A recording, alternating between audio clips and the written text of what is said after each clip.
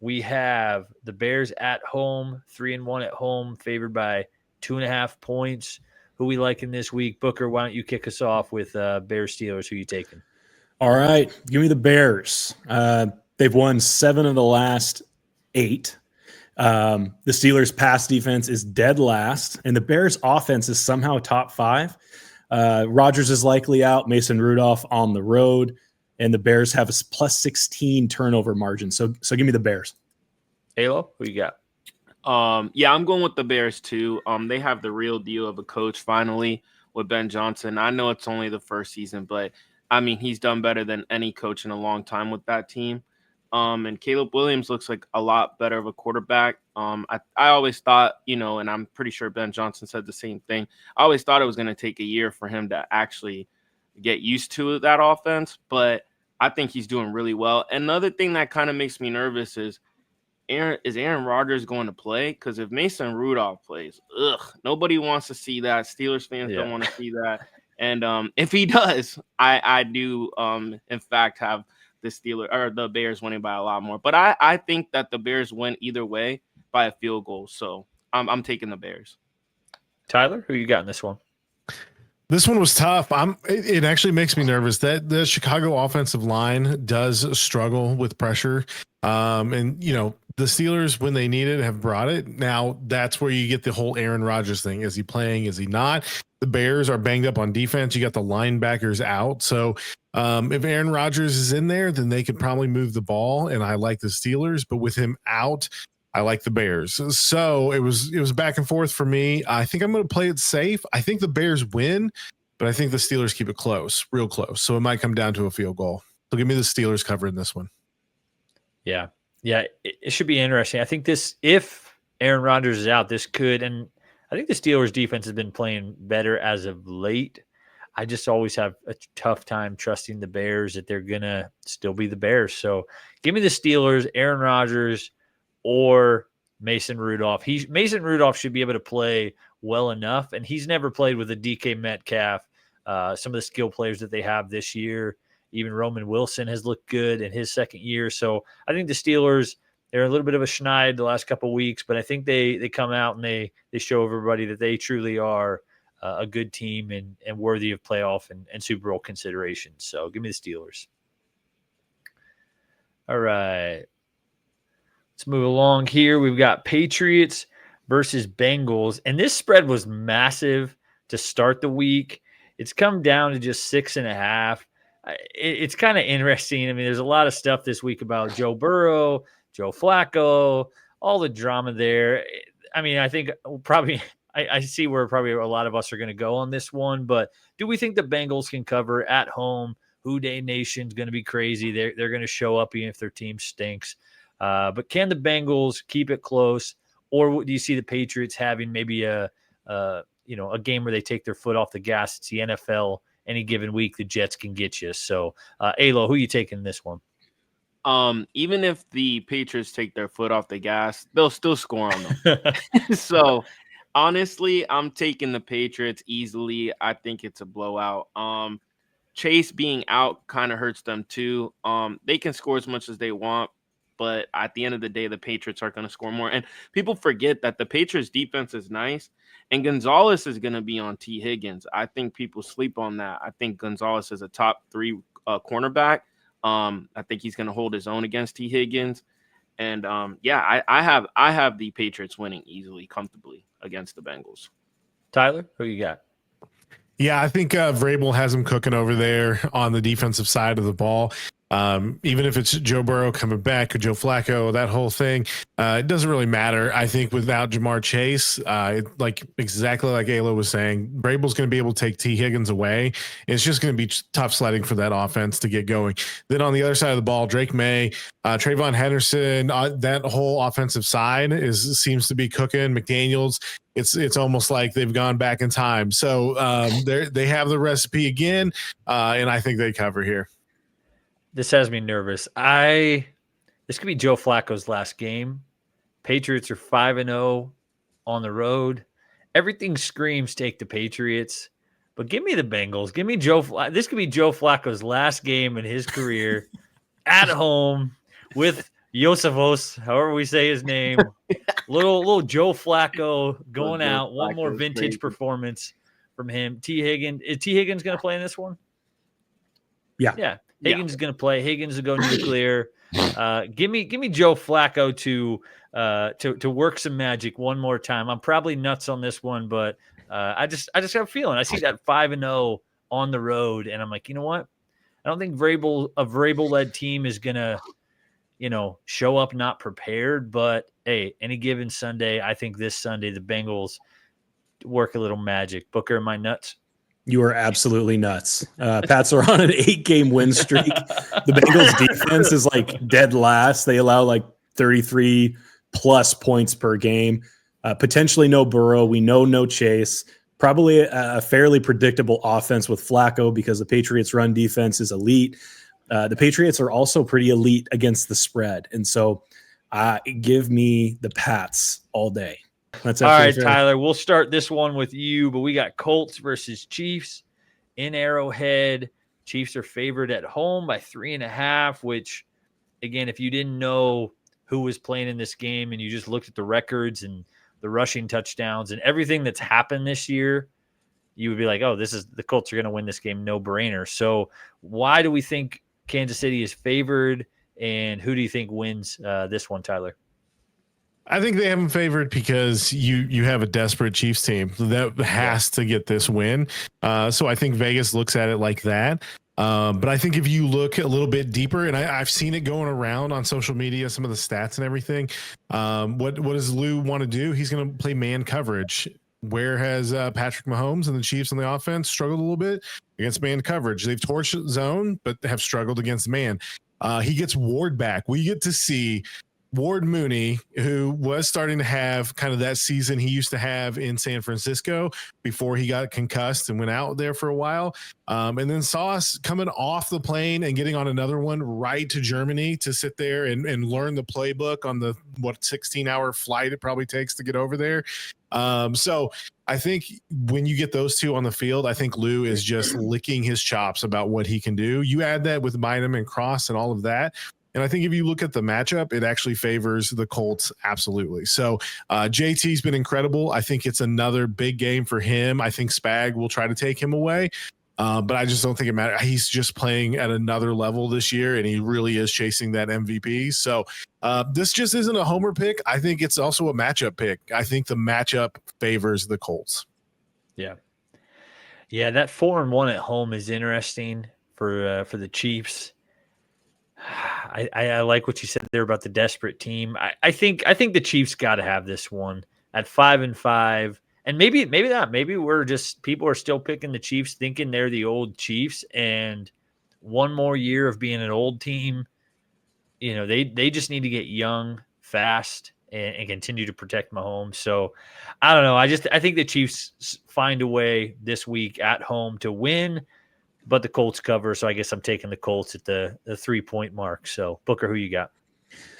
I hate saying this, and I hate even more that this is going to be like on a YouTube video for all of time. But give me the Chiefs because it's at Arrowhead. They're desperate, as has been said. Daniel Jones has turned the ball over 7 times in the last 2 games. So I hope Indy wins. Like, I hope they blow them out. If Daniel Jones can protect the ball, then I think they have a real shot at that. I do think they're the better team, but Arrowhead is going to be popping. So give me the Chiefs, but I'm inwardly hoping I'm wrong, even if my record suffers. Alo, who you got? I'm with Kev on this one. I think it's a close game, but they cover the spread. The Colts do, whether they win or lose. So I'm all in on JT. I mean, Buddy's a beast. Nobody's slowing him down except for himself, and that's not happening. The Chiefs have struggled. I mean, we saw them lose to Jacksonville. I mean, I'm sorry, but we know teams can hang up points on them, and the Colts got worn. And yeah, Daniel Jones has struggled a little bit, but I think he has a comeback game, and it gets a little better, and I think the Colts win. But even if they don't win, I don't think they lose by more than a field goal. All right. Moving along, we've got the rematch of Spitgate. Week 1, Eagles versus Cowboys. kicked Jalen Carter out before the game even started. This is in Dallas. I saw something interesting this week that Dak hasn't lost to an NFC East team since at home since like 2017. I might be butchering that, but it's something close to that, which was pretty impressive to see. I was like, wow, he really does beat the teams in the division at home. Eagles are favored by 3 points. I'll get us started here. I'm nervous that if we lose this one, it's already loud in Philly, the loudest, angriest fan base at 8-2 you could ever imagine. Sometimes as an Eagles fan, it's a little like, come on, guys, like we're good. We have a good team. Why are we so angry? But I think the Eagles get this one and cover in Dallas. Dallas can't play defense. We can play defense. I think that's the difference in this game. Give me the Eagles. Booker, who you got? I made the mistake of picking against the Eagles last week, and I will not do that again. So give me the Eagles. The defense is rolling. They've not allowed a third or fourth down passing touchdown all season. Jalen Hurts, even if the stats aren't flashy, the man knows how to win. And so give me the Eagles. They have the best, let's see here, just to make sure I'm saying this. Yeah, the Eagles are the best road team in football under Sirianni. Give me the Eagles, and that's not just because Jerry Jones and the Cowboys make me want to retch a little bit. Alo, who you got? I think people need to pump the brakes on the Cowboys hype right now because they beat the Raiders. I mean, everybody beats the Raiders. The Raiders beat the Raiders. So I don't want to hear that. Number two, I've never heard somebody or a fan base complain so much about winning. Who cares how you win? If you win at the end of the day, you won. That's second. Third, I'm confused. They all praise Dak for his play. Do you know he has 22 touchdowns and 7 interceptions? Do you know how many touchdowns Jalen Hurts has overall? 22. Do you know how many turnovers he has? 2. I do not understand the complaint. And it's not even 2 picks. It's 1 pick, 1 fumble. I do not understand the hate for that man. Yeah. I honestly disliked the Eagles in the beginning, but because of the hate, I actually like the Eagles a little bit now. Yeah. I like Jalen Hurts because it's like, how can you hate this man so much for doing what he has to do to let his team win? So give me the Eagles. I know with all that being said, give me the Eagles. Come on over, Dolphins fans. The water is warm. It's just crazy to me. I don't understand it. Tyler, who you got? Listen, if the Eagles can't get it going against this defense, you can give me all the fluff you want about the Eagles, and I'm just not going to believe it. Like the Cowboys can't stop anything, it seems. Yeah. So now that being said, any given Sunday, what I've started to realize is you got to try to really dig deep and find the random upset of the week, the Dolphins against the Bills, if you will, of each and every single week. So looking at that, this is my Bengals, Kevin. I'm taking the Cowboys. I think Dak, he catches a lot of heat, but he is a good quarterback. And I like it against this defense. Lane Johnson goes out. That hurts. I do think they get it going on offense. I would guess that Brown and Smith have a game here, both of them. And Saquon probably gets on track, and it's a little bit of a shootout. I don't know that the Cowboys win, but I think it's just another silly close game for the Eagles that is maybe only a little bit less than the cover. So give me the Cowboys. All right. We'll allow it. Your opinions are your own. All right. This game is going to be interesting, or these picks will be interesting because, wrong way. Here we go. So these two teams, Buccaneers versus Rams, we made 8 picks last week. Somebody guess what our combined record was in those 8 picks last week. 32-0. Out of 8 picks, I don't think that would be. Well, 8 1-7. Well, we 2 games we all made one. So 1-7. These two teams really took it to us in picking against them, and so the only exception was, where was it? Oh, Booker took the Bills last week to cover, and so I'm kind of nervous in this one. Bucks versus Rams. Rams favored by 7 feels like a crazy number, but I thought 5.5 was crazy last week, and the Bucks lost by 12. I just think the Bucks are an interesting team. They play really well. They have a lot of talent. They have a lot of talent on both sides of the ball. They're just continually trying to get healthy. It doesn't seem like we've seen the fully healthy, full version of the Buccaneers all year. And so in this game, I'll get us started with this one. The Rams favored by 7. It's just hard. It's hard to see the Rams beating the Buccaneers by 7. So I'm going to take the Bucs to cover. I'm not sure who wins this. You know what? I'm going to say Baker wins this on the road. Sunday Night Football. They're on a little bit of a losing streak. Bucs right the ship and get a huge win in LA this week. Booker, who are you taking? I'm taking the Rams. Stafford has 27 touchdowns and 2 interceptions in the last 7. LA has won 5 straight. 4 of those have been by double digits. And just so you know, 7 points, which is the spread, is a single digit number. And so give me the Rams. Alo? Yeah, I'm with Booker. The Bucs, they ranked 27th against the pass this year, and you're going up against Matthew Stafford, Devontae Adams, and Puka. Yeah. They lost to the Bills by, you said 12, right? Yeah, 12. And the Bills we just saw lose to the Texans. So I think that like I said, I think the Rams are just a way better team than all of them, and I think they're gonna handle the Bucs. Just too many injuries. But if they were at like full strength, then that would be different. But they're not. So I got the Rams beating them. Tyler, who you got? So feel bad. Booker's just catching strays here left and right with the Bills talk, and I forgot to send mine at Kevin about that defensive pass interference call last weekend, and now I'm kicking myself. So anyways, for this one, I think there's just too much firepower on the Rams on both sides of the ball. That defensive line is really good.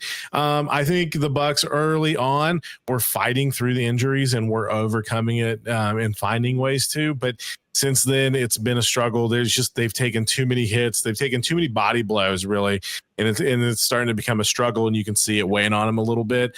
So especially in this one where I think Stafford and company are going to put up points, I think Baker struggles to keep up and the defense struggles to keep him in the game. And so you end up for a recipe for disaster. I would say this is more than 7. Give me the Rams. All right. One more game here. We got Monday Night Football. Panthers going to cross country, Levi's Stadium, Santa Clara. San Francisco is favored by another. A couple big spreads this week. We've got San Fran by 7. Can the 49ers cover at home?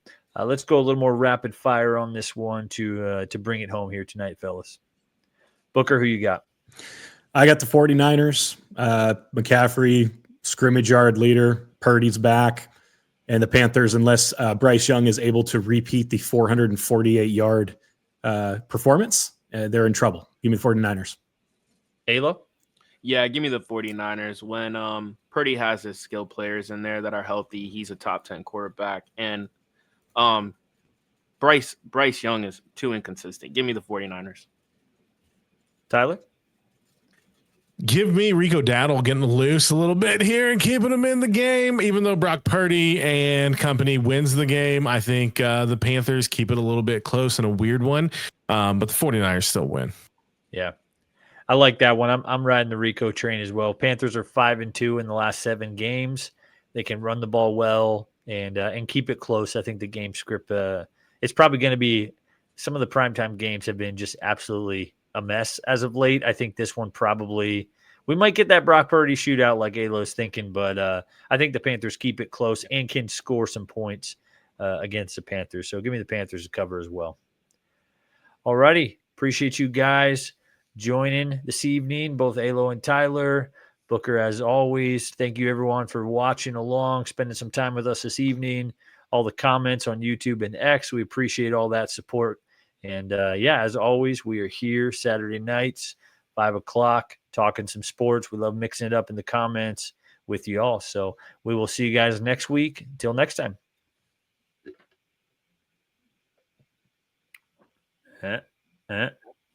My hands are getting tired. Yeah, I know. I should have held